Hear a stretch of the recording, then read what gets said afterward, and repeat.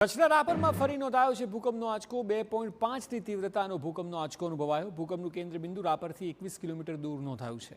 અત્યાર સુધી નોંધાઈ ચૂક્યા છે 4 જેટલા મોટા આંચકા। ગઈકાલે 4.6ની તીવ્રતાનો ભૂકંપનો આંચકો પણ અનુભવાયો હતો અને ત્યારબાદ બેક ટુ બેક ગઈકાલે 4.6 અને આજે 2.5ની તીવ્રતાનો ભૂકંપનો આંચકો અનુભવાયો છે। ભૂકંપનું કેન્દ્ર બિંદુ કચ્છના રાપરથી 21 કિલોમીટર દૂર નોંધાયું છે, પરંતુ 2 દિવસમાં 2 ભૂકંપના આંચકા કચ્છના રાપરની આસપાસ નોંધાયા છે। ગઈકાલે 4.6 અને આજે 2.5ની તીવ્રતાનો આંચકો।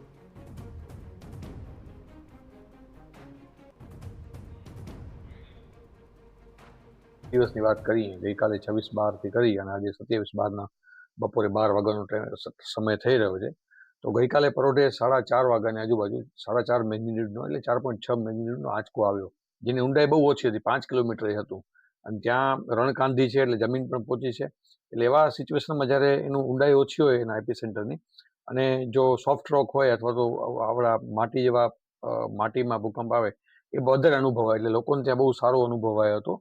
લોકો બહાર પણ નીકળી આવ્યા હતા।